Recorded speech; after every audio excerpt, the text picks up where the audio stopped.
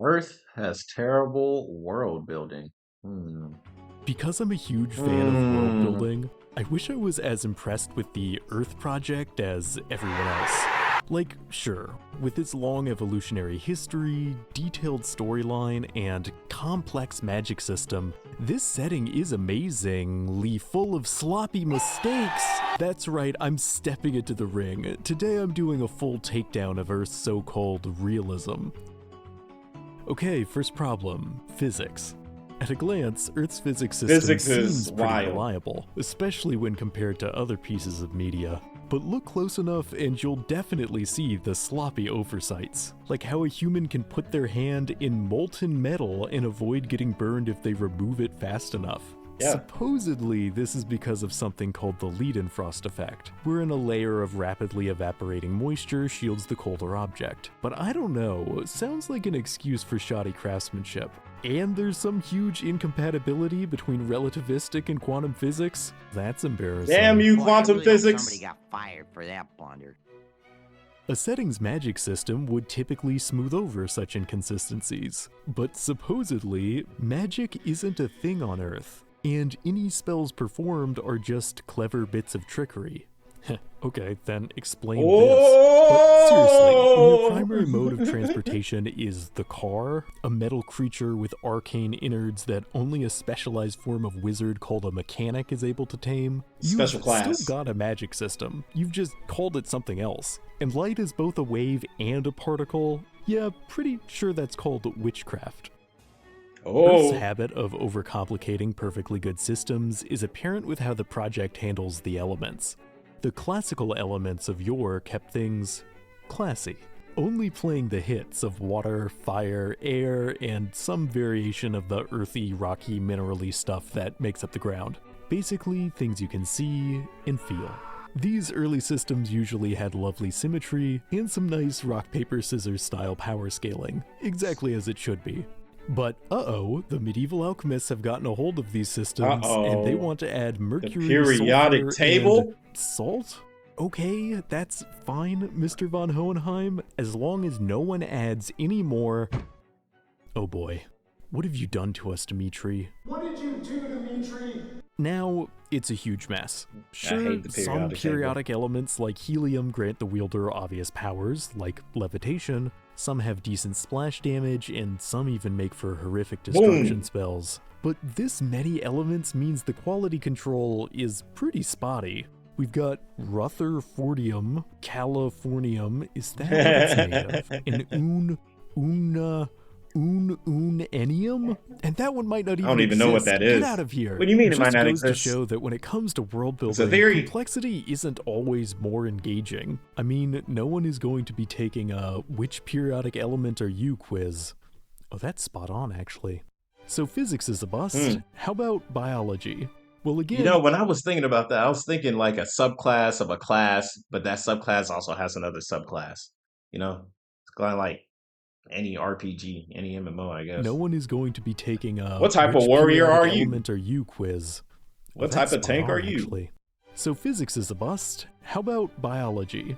Well, again, it's certainly complicated, but there's dope. still no consistency between what gets included and what gets left out for being unrealistic. Past critics have rightly pointed out the absurdity that unicorns are mythical within this setting, but giraffes, leopard moose camels with a 40-foot neck, give or take, are completely normal, nothing to see here, it's fine that they eat bones. Also, some They turkeys eat can bones? spontaneously impregnate themselves, butterflies Huh? taste with their feet, and some Yeah. sea turtles can breathe out their posterior. Nice. So all that, and no dragons, feels pretty arbitrary, to be honest.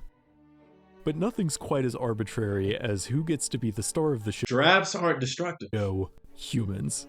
Lots of these silly things rushing about, around 8 billion, which is probably fine. They come in all different looks, but all have the same impractical drawbacks. Wisdom teeth they have to remove, appendices they have to remove, goosebumps because they still think they have fur, these little fleshy eye corners because they still think they have third eyelids, foreheads they can't even directly see. Oh, and most absurd of all, they can't hold their nose and hum at the same time. Wait, is that true? It is true, that's so weird. Do we buy that these things took over How many of y'all on a tried? planet with lions, crocodiles, and this thing? Oh, but Platypus. humans are smart, are they? Greed, pollution, the shake weight, I could stop there, but I mean, humans are smart. We're just very flawed. Very, very flawed. let's look at something really basic like currency. In most fictional settings, objects have value if they're made of a valuable material. Something logical, like a rare mineral or unicorn snot. But in Earth's latest chapters, most forms of value are instead tied up in hypothetical worth assigned to paper or just electronic digits. That means you have characters buying food, exchanging houses, working long hours, losing everything, going hungry, and committing atrocities all over something whose meaning is 100% theoretical. Feels a bit too pessimistic, to be honest. Oh, and speaking of food and pessimism, oh no. Why would you want to eat that? That's not right. But forget artificial nightmare concoctions for a moment and meet Mentha specta, an all-natural plant that produces a noxious chemical compound to keep animals from chowing down. But humans call it mint and put it in their food and calming tea and toothpaste because they love that refreshing, burning flavor. They've also bred peppers to be as hot as possible because they apparently can't get enough of that sweet capsaicin, an ingredient classified as a chemical irritant and neurotoxin. Okay, maybe it does make sense these things took over. So maybe some points for Earth there, but how about geography? Because in world building, a consistent map usually means a consistent world. And Earth's map is, changes as a you can lot. see, wildly inconsistent. In theory, this is really the fault of Earth's shape, since flattening out a globe into a rectangular projection messes up the scale no matter what, as this country size comparison website demonstrates. Here you can see that Australia is actually... Whoa, is that right? And Greenland is only... Really? Don't even get me started on Liechtenstein. But seriously, is it so impossible to make an accurate map? Watch, you just take both sides of the globe, and then you just sort of... Don't do that. Okay, you just gotta... Don't do that. Huh. Don't do that. Yeah, that looks Don't do that. But how about place names? Well, not to overstep, Boring Oregon. but some of these names strike me Little as a snoring. bit silly. And the PT stories Creek. behind That's them crazy. are often even sillier. For example, there are upwards of 6 rivers in the UK called the River Avon. And though Why? it's hard to find an exact source, the general theory goes that this is because when the Romans invaded and they asked the Celts, what's that river called? The Celts would say, Avon, and the Romans were like, cool, and wrote it down, not realizing Avon is just the Celtic word for river. Of course, another explanation is that whoever made this map is super lazy. Understandable. Beyond place names, Earth linguistics are generally a bit catawampus. An effective fictional language, That's or a nice conlang, should have Catawampus. reasonably consistent rules for the audience's benefit. For research, I wrote the script of this video in English. An Earth conlang is complete nonsense. This, I think we can all agree, is not a sentence. The English wiki might claim it's a sentence, but it is not correct. English spelling has equal clownery afoot. Like friends is spelled with the I before the E. Fair enough. Except that's after apparently C, where it and goes, sometimes except after Y. C. Unless your foreign neighbor Keith receives 8 counterfeit beige Ah. slaves from feisty caffeinated weightlifters. Or with all these. Also, why is it, as one scholar notes, that writers write and painters paint, but fingers don't fing? Why don't hammers ham or dumpsters dumpst? Yeah, do yourself a favor and just learn Klingon.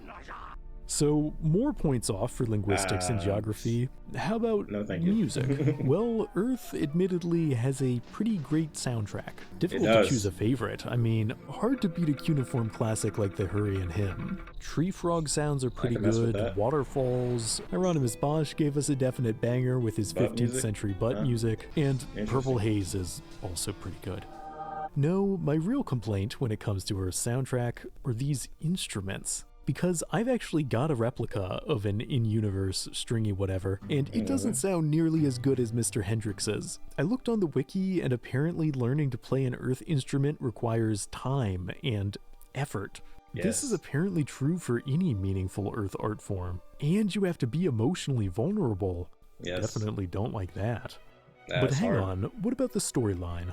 Well, I skimmed through most of the plot at some place called a library, and Nice. wow, this project needs an editor. First of all, the timeline itself is way too long. Having hundreds of millions of years be all dinosaurs is ridiculous, no matter how cool they were. As it stands, the T-Rex lived further away from Stegosaurus than from modern humans, which, come on. And zero dinosaur-human overlap feels like a pretty obvious missed opportunity. No, birds don't count, they don't hunt people, except for that one time. But the timeline gets far messier. Sharks, everyone's favorite murder fish, are supposed to have been swimming around for longer than the evolution of trees. They're also older than the formation of Saturn's rings and older than one of the points in the Polaris system, aka the North Star. Yes, That's more amazing. ancient than the birth of an actual star. Yes. I get that sharks are a cool bit of world building, but that's overdoing it. Also, Cleopatra lived closer to the moon landing than the pyramid's construction, and there are parts of the Appalachian Mountains older than the evolution of bones.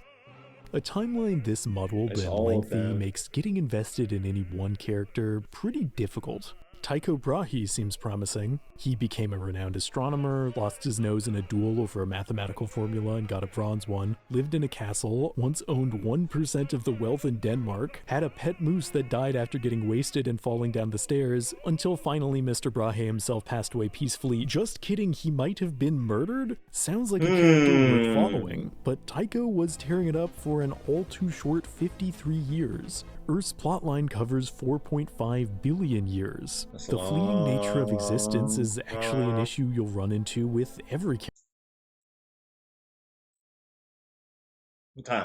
character, which makes caring about anyone, on some level, an inherently tragic experience. And that's true. I don't like it. That's part of it. Glass sponges have things figured out, though. The cosmic unfairness of the human condition aside, Earth's storyline leaves a lot to be desired in terms of believability. It rained frogs for a minute, a bear named Wojtek served in World War II and was promoted to the rank of corporal, the US government once lost a nuclear bomb. Whew, can you imagine? A dog played in the NBA, it looks like. Oh yeah, and this exists, and was sold. Humans bought this. Nice. Hey, speaking of technology, Earth is full of tech, a lot of which seems to have no function but to breed nightmares. In keeping with this project's penchant for hypercomplexity, even the most ordinary objects have ludicrous amounts of lore behind how they're made, especially compared to other settings. I'm not sure we need all this to explain where bubblegum comes from. It's bubblegum. When it comes to inventions, humans get credit for most ideas. Dolphins came up with the printing press, but nobody tell them, and have worked their way reasonably far up the tech tree. With such hits as masonry, pottery, the wheel, what a classic. Gunpowder, splitting the atom, the internet. Uh-oh. Yes, for every smashing success like refrigeration or washing their hands, Bro said, how do I unbake a cake? humans have created a double-edged nightmare like leaded gasoline, microplastics, Yahoo Answers. Yes, the work of an enlightened species. And this is just tech that caught on for a time. There's all sorts of insane stuff either forgotten in the past or yet to be added in future Earth updates. Looking down the technological tree, it's hard not to wonder exactly where the human plotline is headed. Because there are lots of inventions that seem primed for absolutely horrific consequences. Too many, I'd argue. Like, it's a bit much to keep foreshadowing a robot apocalypse, a climate apocalypse, a nuclear apocalypse. They could all and a happen at the genetic same engineering time, bro. apocalypse. That's the crazy You need part. to pick one. No, they can all happen together. Combined with the crushing weight of mortality inherent in the human condition, it seems unrealistic that this species would be able to emotionally function at all. Well, supposedly, they've got something to help them sort through all those fears and questions of existence. Each other. It's called philosophy, and it comes in many flavors. Okay, we've got anthropocentrism, which basically says humans rule, humans are number one, they're separate from nature and definitely not still connected to a complex web of ecological interdependence beyond their control, and nothing is ever likely to take humanity down a peg. We'll see how that one works out. There are various forms of essentialism, which is the idea that all things have some set of inherent traits that determine their identity, and therefore everything can be categorized. This links back to the older theory of forms, and that time Plato defined man as a featherless biped. Behold, a man. Yeah, I'll be honest, far from categorizable, every single facet of the Earth seems pretty darn wiggly and determined by subjective experience to me, but what do I know? If you think essentialism is lame but still wish things were less wiggly, there's always empiricism, the philosophy of using research and the 5 basic human senses to figure out what the universe's deal is. Pretty solid idea, although human senses are absolutely bonkers. Most have veritable labyrinths of tissue that translate acoustic vibrations in the air into electrical impulses. That's called hearing. Biological lenses that can turn reflected photons into portraits of their surroundings, or seeing. Smell is a process in which humans inhale molecules from the surrounding air and their olfactory nerves tell them if it's pleasant or yucky. Touch seems to work the same way, except with nerves all over the body, and most humans need to touch other humans with some regularity or else they get quite sad. Seems pretty tough, to be honest. And then there's taste, where humans slather their gross, fleshy mouth organs all over something to decide if they want to consume it. Add up all those other senses that no one remembers, and you've got a pretty solid argument that empiricism and direct observation can teach you everything. Except for the problem that human senses lie to them all the time, as proven by the existence of optical illusions. Is this an old woman or a young woman? Neither. It's some sort of acorn with a funny hat. So if humans can't trust their own sensory reality, what can they trust? Well, how about the idea that every decision they've ever made was completely out of their control? This is called Determinism, a cheery bit of philosophy that argues that because every event in the universe is the product of past events, free will therefore doesn't exist. Any decision a human makes, no matter how impulsive it might seem in the moment, was predetermined by brain chemicals and the environment and the fact that the Earth formed at all, and a billion other factors that would have always played out the same way no matter what. This kind of thinking leads comfortably into nihilism, the idea that life has no intrinsic meaning or value, comforting stuff which leaves humans with limited options. There's the existentialist route, where since life has no inherent purpose, humans can instead craft their own, or the absurdist route, where since life has no inherent purpose, humans can just do whatever, relax if they feel like it, nothing really matters. Or there's the route where they just feel really bummed out for perpetuity. A trend you might have noticed is that and you can go through all of them at your own different pace. That's the best part. So yeah, you can go into nihilism, you can fall deep into it, but within that nihilism, there's that little spark of hope that you'll eventually have to come to terms with, or you just end yourself, which I personally wouldn't advise doing, but we all live in our own world. That the philosophies that acknowledge the state of the world aren't very consoling. Even Stoicism, an ancient philosophy which is now hip again, is ultimately more about accepting the hardships of life than making those hardships go away. At first, I thought this was another amateur mistake, where someone forgot to add the objectively correct philosophy that fixes everything. But upon reflection, I think this might be an inherent byproduct of the fact that it is difficult to be a human. Of course. To be a character in this setting is to experience pain. Bright spots too, and seeking a greater understanding of the world can help, but human life has fundamental drawbacks no one can fully escape from. No matter one's philosophical outlook, to live in this world is to experience sorrow. Good thing Earth is entirely fictional. Ha. Alright, let's brighten things up with some fun. That's another philosophical one, that everything is also artificial intelligence, and since it's so smart that we couldn't even perceive it and we're all stuck in it, like the Matrix, but deeper, because technically you shouldn't be able to escape the Matrix, but who knows. Ethical thought experiments. Loads of philosophies come packaged with them, like the classic trolley problem, where there's 5 humans tied to a trolley track, 1 human tied to another, and you off to the side with a lever and the power to decide which track the trolley goes down. This dilemma. There's no right answer. Don't try and reason with yourself. You're just... It's basically the trolley problem, the way that I see it. This is basically a test to see how far are you willing to go before somebody else says you're going too far, which is, subjective, which is the point. Dilemma, of course, ignores the real question, which is who is tying all these folks to the trolley track and how do you get them to knock it off? Plato's cave is another famous dilemma about being stuck in a cave or something. It seems like cool shadows though. Anyway, solution here also seems pretty simple. Just go and leave the cave. Problem solved. Wow, ethics are easy.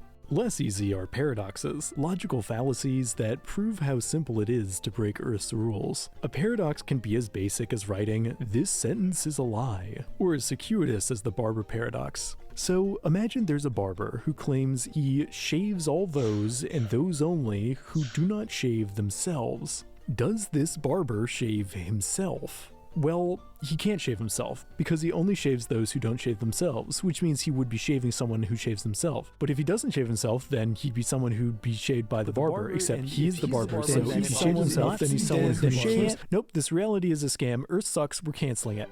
I could rest my case, but I've got some miscellaneous complaints. Okay, socks. One sock is always going missing in the wash, no explanation. There used to be creatures that explain this phenomenon, but it seems they've been decanonized. Holidays, celebrated once a year, I still believe in the no. even if that holiday is based on surprise. With April Fool's Day, you've got humans messing with each other and making prank videos, but how shocking can it really be if it's the same day every solar rotation? If you really wanted to get someone, you'd upload your prank video like 2 months later on a completely random day. Yep. Got him. Also, why in a world with this fellow And you'll do this it on a fellow different day, and too. this fellow are there still no dragons? And if the writers were to add dragons, they'd probably hide them in what I believe to be Earth's out-of-bound zone, the deep ocean, because that place is full of creations that definitely weren't there a second ago. You're telling me this thing has been floating around in the depths for eons, yet it was only found and added to the wiki in the last decade? Yeah, not buying it. Someone's sticking we can't designs find rejected everything. for being too out there in a place they think no one will look. I've solved it. I've got this project on the ropes. I'm declaring victory. Okay. But I think my single biggest problem with Earth, to be completely candid, is the way I sometimes feel like I'll never understand it. Which shouldn't bother me because it's nonsensical and overly complicated, and yet I've been studying this project for what sometimes feels like my entire life, but I still find myself occasionally baffled by basic things. Like when one is supposed to have a sense of where their life is headed, or why on a planet with 8 billion humans is it so easy to feel alone, or how anyone finds the time to iron. And though I've done my best to give Earth a fair review, I still sometimes wonder if there's some obvious point I'm missing that everyone else is just aware of. I want to like this project, and Everybody is aware of a different solution because the solution fits who they are. But there is no solution that fits all.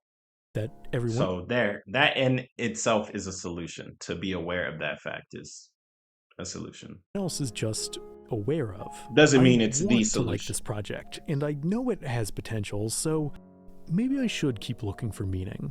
Maybe there is something course. among all this noise that makes the world worthwhile. Like this. Whoa, this is Cute. beautiful. What is... Alright, never mind. We're raising the score 10 out of 10. Oh hey, as always, thanks for watching. If you enjoyed this video, you can like and subscribe. I don't really have a way to turn this part into a bit. Same. If you enjoyed this reaction, like and subscribe as well. This was actually a really good video. I'll go ahead and hit this up. Curious Archive.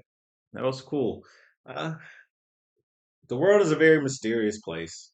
We do things to satisfy ourselves and we do things to distract ourselves from the big questions, right? Which is essentially why it's fun and a bit necessary to just gamify life. Remember, life is an MMORPG. It's also a battle royale for some, and for others, it's a life simulator or a dating simulator or trucking simulator. And some people it's from Call of Duty. So enjoy whatever section of life is what you're in. And if you don't enjoy it, try a different game. All right, it's KhunShawn. I'll see you guys on the next one. Y'all be safe. Have a good night. Bye bye.